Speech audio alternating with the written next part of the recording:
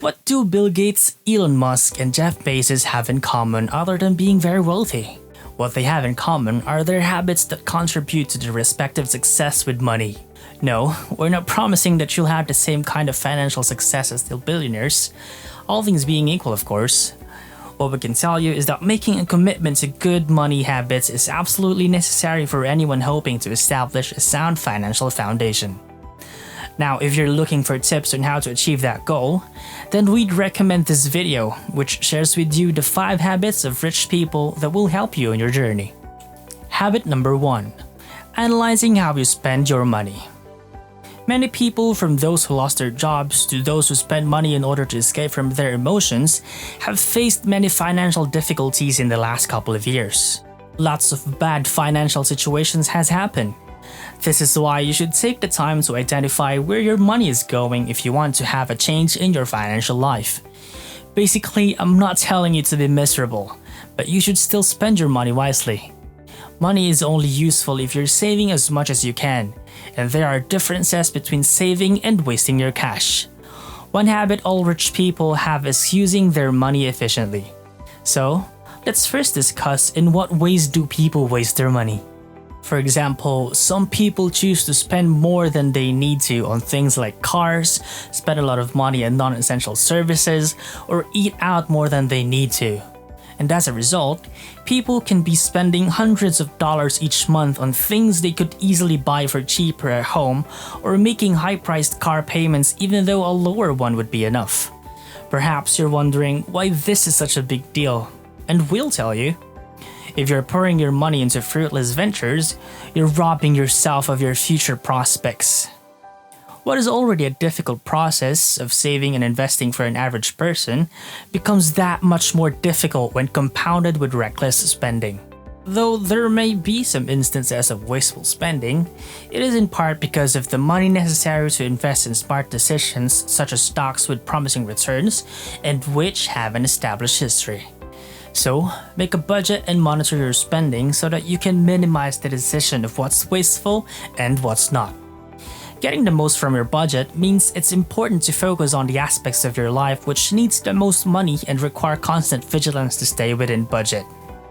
If you find yourself lacking motivation, then consider the power of tracking your money to ensure that all the rules you set up in your budget are followed. Whether it's for your finances or some specific goal, the act of tracking and budgeting can really take things to the next level. We liken it to having a map for the drive.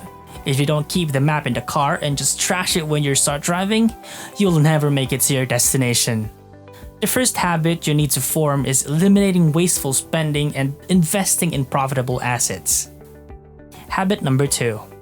Learning more about personal finance every day. By looking at how rich people operate, you will instantly notice that they operate under the understanding that the more you learn, the more you earn. And they have a strong focus on financial literacy. To be financially literate means you can talk confidently about finances, understand finance topics, and apply and analyze them to improve your financial well-being. Investing in yourself by going to school for business and finance will give you the best results in the long run.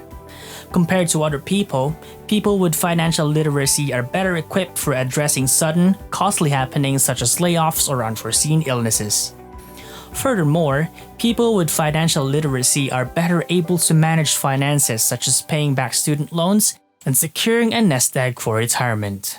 On the other hand, not knowing the ins and outs of your financial future could come with consequences. For example, if you drop your credit score, it could put a hamper on your career. If you have a low credit score, you'll likely be paying higher interest rates on credit cards, car loans, and mortgages. Moreover, it's important to learn to read and understand stocks so you can choose your investments wisely.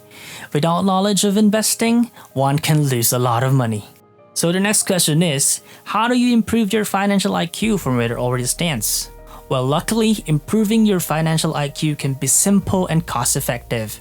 You can do anything from reading finance books to taking finance-related classes, or even just talking to people who have achieved the financial success in life you desire.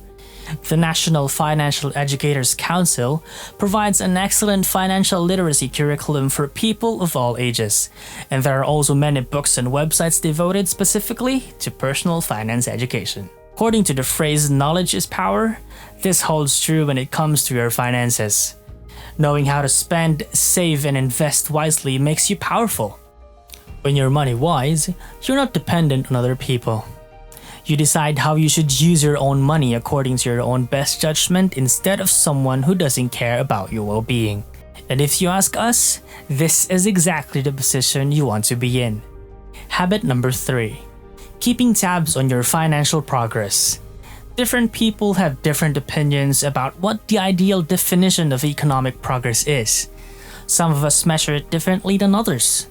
Just as wealth means different things to different people, the way we measure our financial progress will differ from person to person. But it is essential to be honest with yourself and make necessary arrangements so that you measure your progress in a way that is appropriate for you. Now, let's have a look in a few ways to do this. Let's begin with net worth. You can measure your progress financially by noticing an increase in your net worth. In other words, your net worth is the value of your assets minus the amount of debt you owe. If you want to figure out if you're being successful, use your net worth. The second is their earnings, and some people believe that a people's level of wealth can be measured by how much they earn. People feel they're doing well if they steadily increase their annual income over time, even if they don't necessarily receive a pay raise every year. One of the only ways to keep moving forward is to make more money. Lastly, those with large amounts of debt are often able to consolidate debt, and it becomes easier to measure progress by following the reduction of debt. While the debt is an ordeal, being able to repay it will be very beneficial. Picking the method of debt consolidation that's right for you and following it through may result in a sense of fulfillment greater than you might otherwise have. It may help you more clearly understand where your financial decisions are leading you. When you put aside a little more now, you'll have a greater chance of reaching your financial goals. Habit number 4. Increasing how much you can save every 6 months. According to the 50-30-20 rule, 50% of your budget should be spent on necessities such as rent and food, 30% on necessities like shopping and eating out, and 20% on savings. There are always many ideas on how to budget our income, but we can agree that if you were to budget, you should try to put 20% of your salary in savings at the outset. The thing that really separates the rich from the not so rich is the rich's ability to save and invest a disproportionate percentage of their total income, and they do this in 2 ways. Firstly, they ensure that they are earning as much income as possible, and the more income they earn, the more potential they have for saving. Secondly, they are mindful of how they spend, so as not to hamper their future goals. They spend on their needs and not their wants, living a more minimalist lifestyle. The problem with achieving this is that it takes time and requires you to put a greater percentage of your paycheck into savings. We recommend that you increase your savings rate every 6 months at a steady pace. Sharply increasing savings may not be sustainable, as this causes big swings in how much money you can spend every 6 months. Take steps to increase your savings ratio by either earning more or spending less. That will boost your savings rate, and your bank account will definitely love you. And habit number 5. Creating investment contributions that are automated. If you want to achieve your financial goals, you have to save and invest money regularly. This means that you have to have an investment account and make contributions on a concrete schedule that you can follow no matter what life throws at you. The good news is that this doesn't have to be complicated. You can set up an automatic savings plan so that no matter what happens, your portfolio will continue growing from month to month. Now, how do you simplify it? We'll elaborate in this video, so better keep watching. Investing is hard enough. Why make it even harder? By setting up an automated plan, you're automatically investing a certain amount of your money in your 401k or IRA on a regular basis. This allows you to be hands-off and consistent while at the same time making sure that you don't forget to put money into your investment account. So keep track of how much you can save. Add in your contribution amounts, which are deducted directly from your paycheck or your bank account. And before you know it, time out for retirement. With automated investing, you'll be able to invest your money without having to think about it. Sure, it's ideal if you could juggle multiple accounts and feel comfortable managing your own investments, but if you're looking for a hands-off investment option with a lower risk than stocks, yet delivers the same levels of returns over time, automated investing might be the way to go. When starting an automated investment plan, decide what percentage you'll invest, not what amount. The amount you invest should change as your income changes. 15% of the household's income will allow you to invest while staying within your budget. Let's say, for example, your household income is $40,000 per year. Saving 15% will amount to $6,000 per year, or $500 per month, and you should try to increase your contributions to accelerate your investment returns. Investing your money somewhere is a great idea and could provide you with plenty of monetary security. However, it's worth considering alternative methods of earning income that don't require you to spend so much of your own time and energy.